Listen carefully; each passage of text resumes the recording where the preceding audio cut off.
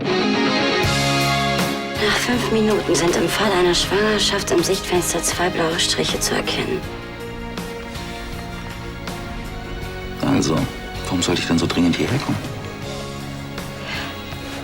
Ich hatte einfach Sehnsucht nach dir. Aber ich bin gesund, endlich. Das musst du mir glauben. Das hast du uns schon so oft erzählt. Solange ich nicht sicher bin, dass du völlig gesund bist, darfst du Königsbrunn nicht wieder betreten.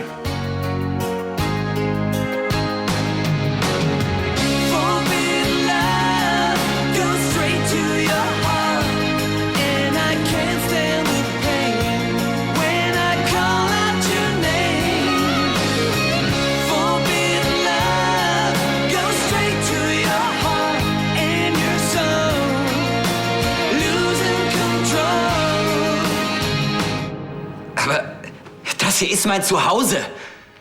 Du bist krank, Tristan. Du brauchst professionelle Hilfe. Ich war krank. Du hast Dr. Abraham wochenlang etwas vorgespielt. Uns allen. Natürlich mag ich Helena noch, aber sie ist meine Schwester, mehr nicht. Du hast versucht, Andi umzubringen. Ich war nicht ich selbst, Ich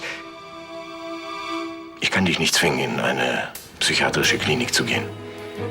Aber ich kann auch nicht verantworten, dass du in deinem Zustand hier bleibst. Du willst mich also wirklich vom Schloss werfen? Ja. Geh und pack deine Sachen.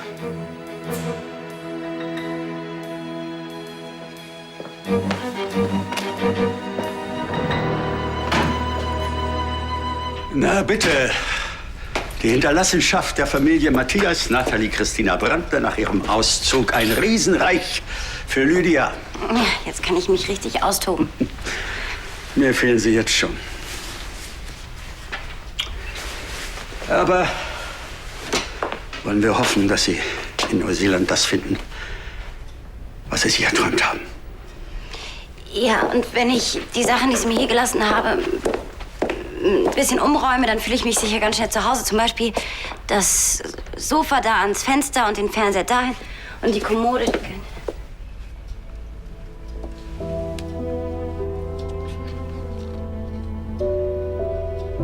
Ja, Ihr Lächeln, das wird uns auch fehlen.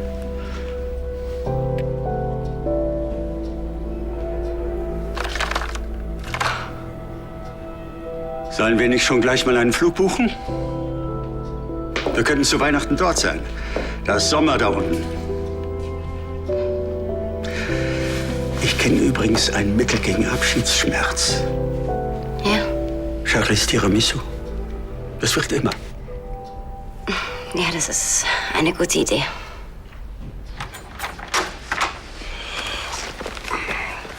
Super, dass du da bist. Ja, und ich werde doch direkt weiter ins Bett. Erst die Nacht auf dem Gestüt und dann noch die Party. Schatz, du kannst nicht schlafen. Ich muss gleich wieder runter. Anna ist schon den ganzen Morgen alleine.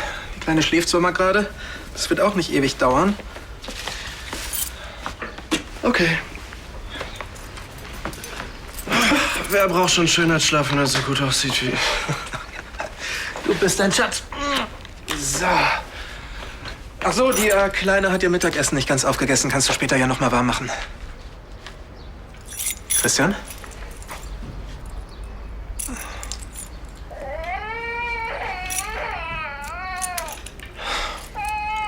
Das ist nämlich Timing.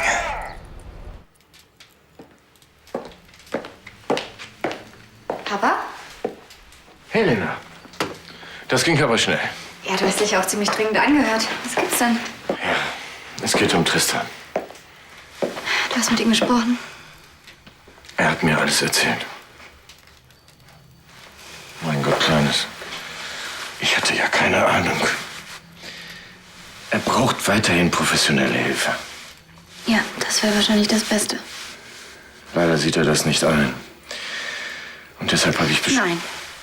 Papa, bitte. Das kannst du nicht von mir verlangen. Nicht nach allem, was er Anja und mir angetan hat. Keine Angst. Er bleibt nicht hier. Ich habe ihn des Schlosses verwiesen.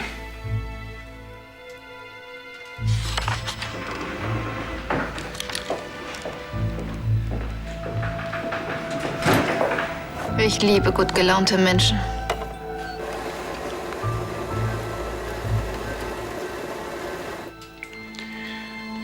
Ich weiß einfach nicht mehr, wie ich ihn einschätzen soll. Er behauptet, geheilt zu sein, aber ich weiß nicht, ob ich ihm das glauben kann. Jedenfalls bin ich jetzt erstmal obdachlos. Das Leben kann ganz schön beschissen sein, was? Aber falls es dich tröstet, du gehörst jetzt zum elitären Club der Verbannten von Königsbrunn. Herzlich willkommen.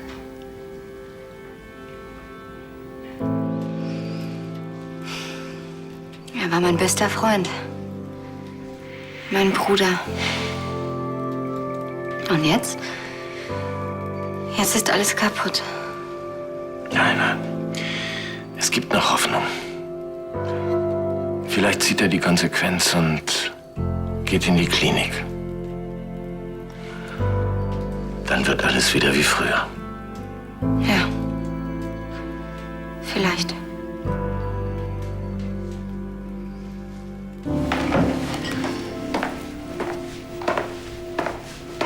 Weißt du was? Du hast Glück. Ich habe heute meinen altruistischen Tag.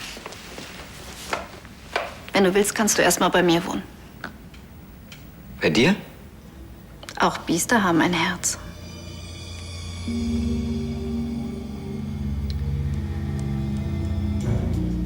Danke. Bitte nicht so überschwänglich. Ich könnte mich ans Gutsein gewöhnen.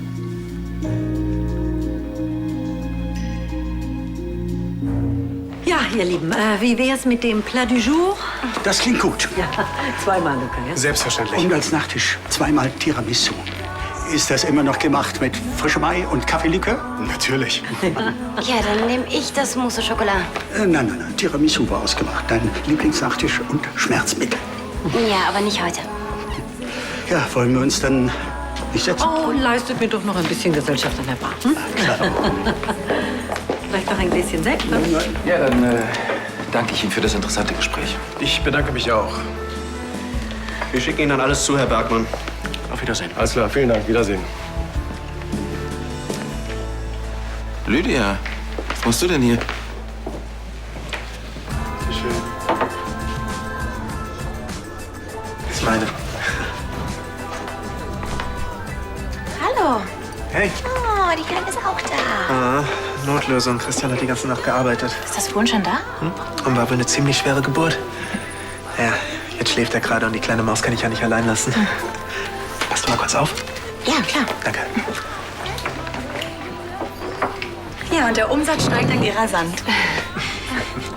Das mit dem Umsatz behalte ich mal im Auge. Aber selbst wenn, ich kann die Kleine ja nicht dauernd mit runternehmen. Sie scheint sich doch ganz wohl zu fühlen. Trotzdem, ideal ist anders. Du bist jetzt Papa, da laufen die Dinge nicht mehr ideal, sondern eher flexibel. Aber ich find's wirklich toll, wie du das alles meisterst. Christian kann echt froh sein, dass er jemanden wie dich hat. Und Lili natürlich auch. Ich bin ja auch sehr froh, dass ich die beiden habe. Ich wollte mit Arno was essen. Herr Brandner? Hey, wie war denn der Abschied von Nathalie und deinem Vater? Ja, blödes Thema. Hör mal, ich habe noch einen Termin, aber danach habe ich frei. Ich komme bei dir vorbei und ich bin der weltbeste Tröster. Siehst du? Wirkt schon. Okay, bis später, ja? Ja, du musst in die Wohnung kommen von meinem Vater, die hat er mir überlassen. Ah. Oh, umso besser. Noch mehr Platz für uns, dann steht meinem Aufmunterungsprogramm ja nichts mehr im Wege.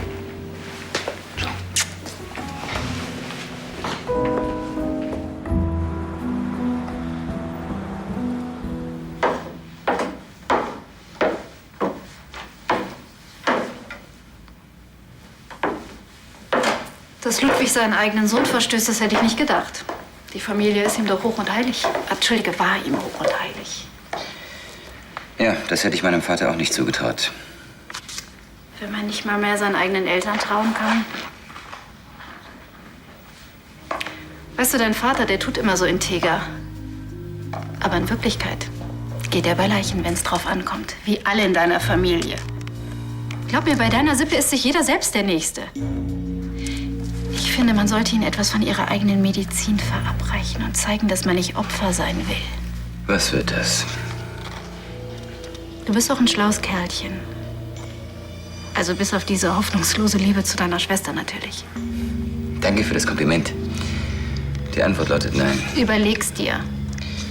Ich werde nicht mit dir zusammenarbeiten und schon gar nicht gegen meine Familie. Deine Familie hat dich gerade vor die Tür gesetzt.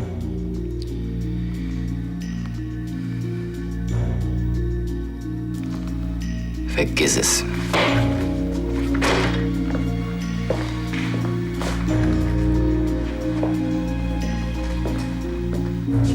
Das Biest steht auch noch zu seinem Herz. Oder muss ich mir doch eine neue Bleibe suchen? Ich hole meine Sachen vom Schloss.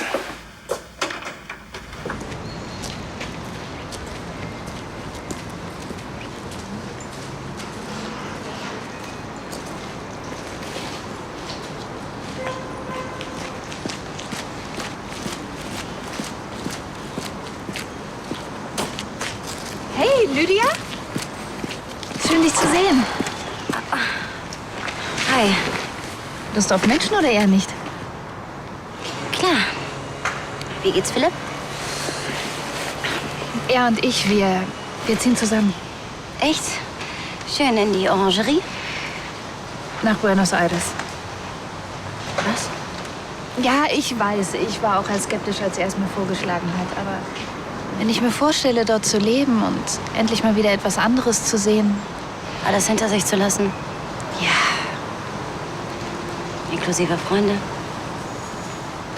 Wir sind natürlich so oft wie möglich hier. Ja. Das haben Papa und Natalie auch gesagt, bevor sie nach Neuseeland gegangen sind. Ich glaube auch, dass die Menschen das glauben, wenn sie in ein anderes Land gehen. Aber in Wahrheit leben sie dann ihr eigenes Leben. Und Familie und Freunde können dann gucken, wo sie bleiben. Was ist los? Ich dachte, du freust dich für mich.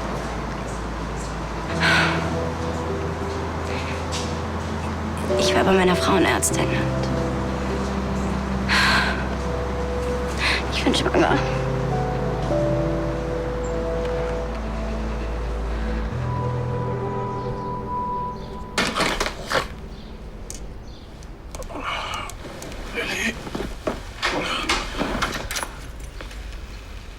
Oh, du bist wach.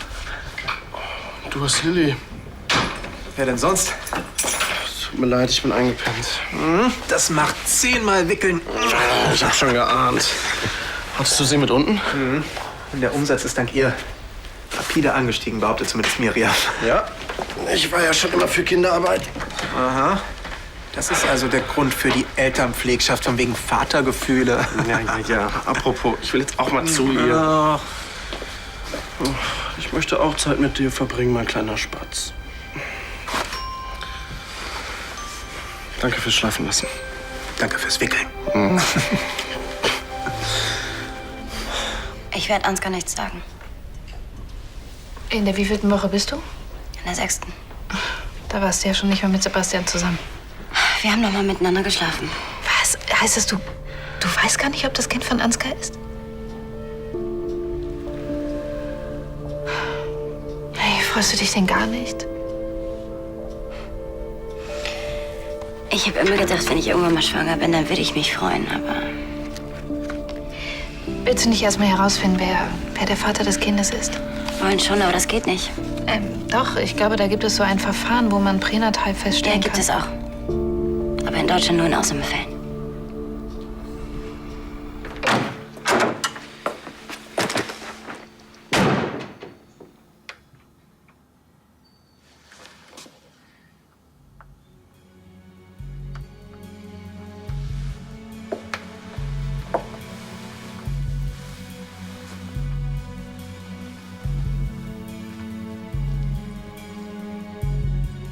Ich war gestern Abend bei Andi und Helena. Die beiden sind nicht gut auf dich zu sprechen. Warum? Warum, habe ich gefragt. Du bist wunderschön.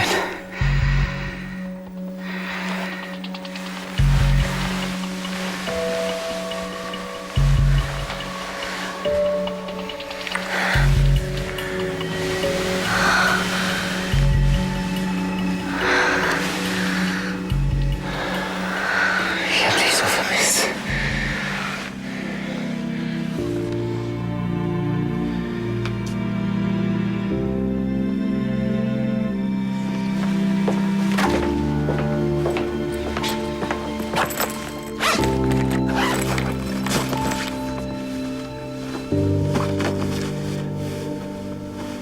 Ah, hier steht, dass so ein Test in den Niederlanden nicht strafbar ist und in Frankreich glaube ich auch nicht. Das ist vielleicht stressig, aber dann weißt du wenigstens, wer der Vater ist. Ja, und was ist, wenn Ansgar nicht der Vater ist? Ja, du bist die Mutter, es zwingt dich niemand, das rausfinden zu lassen. Ja, aber ich muss es wissen. Ich hätte sonst das Gefühl, mit einer Lüge zu leben. Außerdem hat das Baby ein Recht darauf zu erfahren, wer der Vater ist und der Vater auch. Ja, das stimmt. Hey, wir finden eine Lösung, versprochen. Hoffentlich bevor rauskommt, dass ich schwanger bin. Naja, noch sieht man nichts und das wird auch noch eine Weile so bleiben. Das wird Ansgar sein.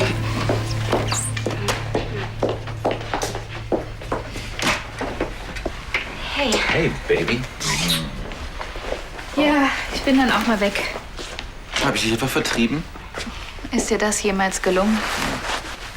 Also, wir sehen uns. Das ist es also, ja? Naja, dann feiern wir jetzt deinen Einzug. Hey, das ist der Beginn eines neuen Lebens.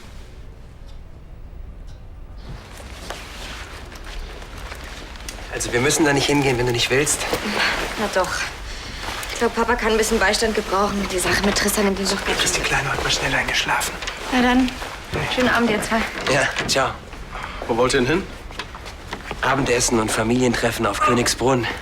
Na dann viel Spaß. Wird sich in Grenzen halten.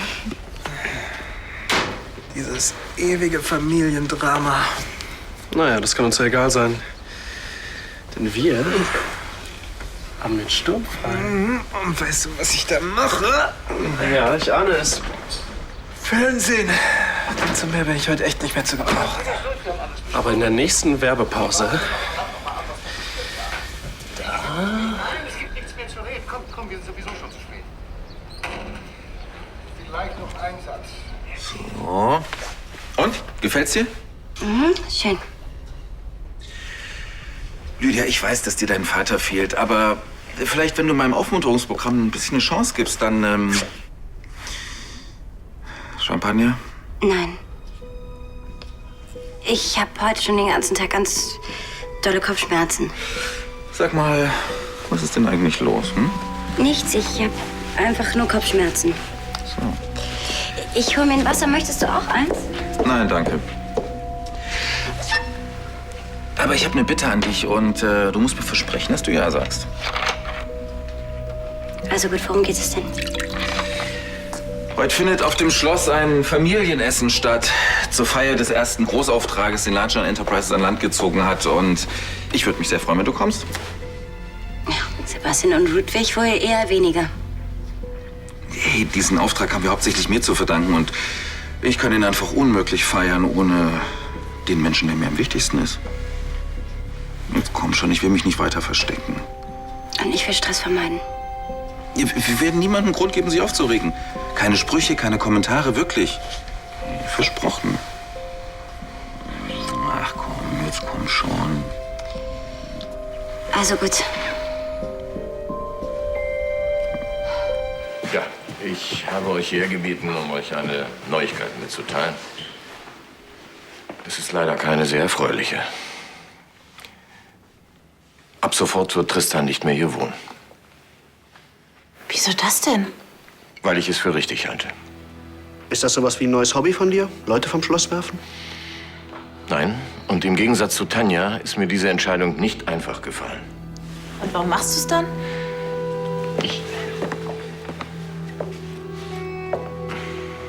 Weil ich euch allen und vor allem, weil ich Helena etwas vorgemacht habe. Ich war noch nicht hinweg über meine Liebe zu ihr. Und deswegen kann ich es verstehen, dass Vater es für besser hält, wenn ich nicht mehr hier bin. Bei Helena. Und bei euch allen.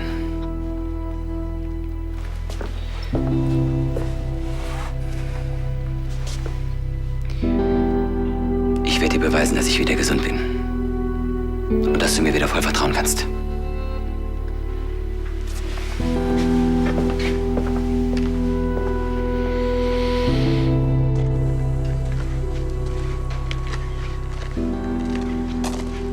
Ich denke, es ist das Beste so. Für Tristan und für uns. Und besonders für Helena und Andi.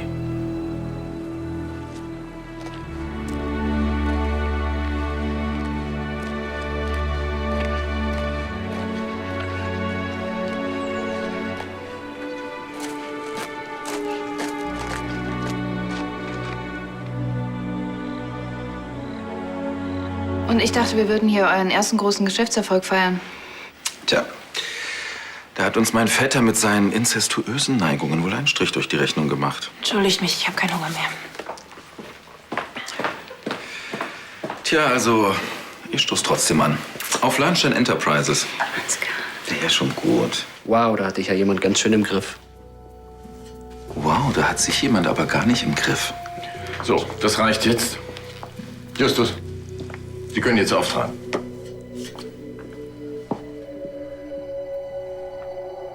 Mal nicht ein. Siehst du, Thomas. Kannst du sich natürlich nicht mithalten. Hab ich geschlafen? Ja, und du hast geschnarcht. Ich schnarche nicht. Oh, du bist süß, wenn du lügst.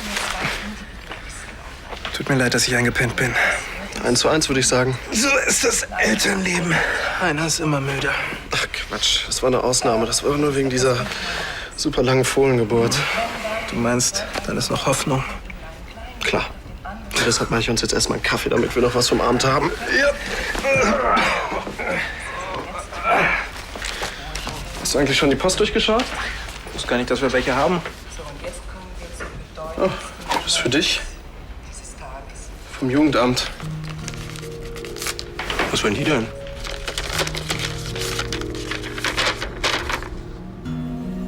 Was steht denn da drin? Lillys Vater will Kontakt zu ihr.